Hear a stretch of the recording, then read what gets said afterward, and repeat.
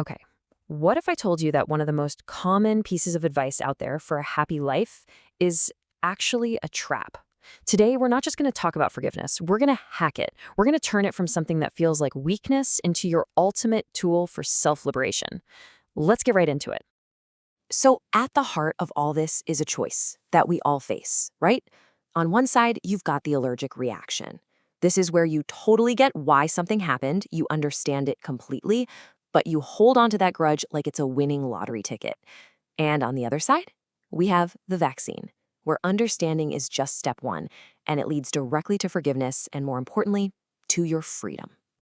And this quote it absolutely nails it. Thinking you're wise because you understand why you are hurt, but you never let it go? That's not wisdom. That's just bitterness with a diploma. You've basically earned a PhD in your own misery, and you know what the tuition is? Your peace of mind. So let's actually give this enemy a name. We're calling it the diploma grudge. And trust me, it is one of the sneakiest, most convincing traps your own mind can set for you. See, a diploma grudge isn't your average run-of-the-mill resentment. Oh, no. This is a 5-star PhD level grudge. You've got the receipts, you have a detailed timeline, you could write a whole thesis on why you are completely justified in feeling this way. And that's why it's so dangerous. It feels smart, it feels right, but it's a trap.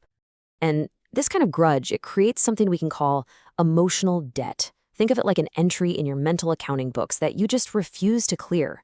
You keep it there thinking it gives you some kind of power or that you're upholding justice.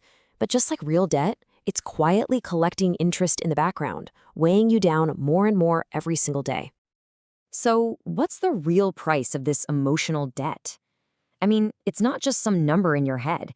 It's real. It's agitation. It's the incredibly high cost of rent you pay when you let someone live in your head completely for free. And here's some street smart wisdom from the clown father, to put it really plainly. Forgiveness has nothing to do with the other person. It's not about saying, what you did was okay. It's about you saying, I am kicking you out of my mind. It's an eviction notice, plain and simple. The only real question is, are you going to keep being a landlord to your own misery? And look, this isn't just a metaphor. Holding a grudge is a full-body workout that you really don't want.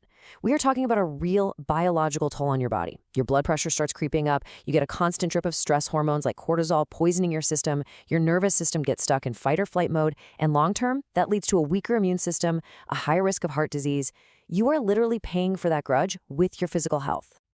And beyond the physical stuff, just think about your mental energy, your cognitive bandwidth.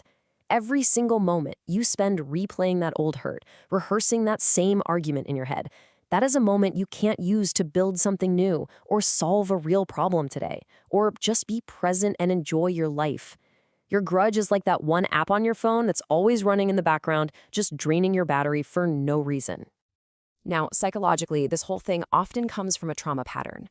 Somewhere down the line, our brain learned that the only way to stay safe is to never, ever forget when we've been hurt. But the healthy alternative isn't about forgetting. It's about making a conscious choice. You acknowledge what happened, you accept that it's a part of your story, and then you consciously and deliberately release its weight. Which brings us, finally, to the antidote, the forgiveness vaccine. This is the moment where we stop being a victim of our past and start being the architect of our future. This is a deliberate act of self-care and total, absolute liberation. And hey, this isn't some new age idea we just came up with. This is timeless wisdom. The Stoics, they knew that holding on to anger meant you were just giving someone else the keys to your mind. Buddhists see forgiveness as the only way to break free from these negative karmic cycles. And Jungian psychology warns us that grudges literally starve your best self just to feed your darkest parts. The message across centuries is exactly the same. Let it go. Okay, so theory is great and all, but how do we actually do this? Let's get into the most practical part of our explainer, your liberation playbook. These are the real, actionable steps you can start taking, like right now. Here is a super simple but really powerful therapy tip. First, the act of writing that grudge down makes it real. It makes it tangible. You get it out of your head and onto the paper. Then, by safely burning it, you're creating this powerful, symbolic ritual of transformation. And as you let those ashes go, you are physically and mentally letting that burden go with them. All right, for your day-to-day mindset, here is the coach's playbook. On the left, the do's are pretty simple. Understand, release, and focus on your own peace. And on the right, the don'ts are just as critical. Stop rehashing old fights. Stop using their mistake as a weapon in new arguments. And definitely stop secretly celebrating when they fail. That kind of negative energy only ever poisons you. And look, to build this muscle, you gotta start small. So here's your daily practice. Every single day, just name one person, one situation, maybe even one tiny annoyance that you are consciously releasing. It doesn't have to be some big dramatic thing, just a quiet internal decision to let go. Over time, all these small acts of release are gonna build a huge muscle of peace. And that brings us to the outcome. So what happens when you actually commit to this practice? What is the final law that governs this whole process? What becomes possible is simply freedom. The past loses its grip on you. That cognitive bandwidth we were talking about earlier, it comes flooding back.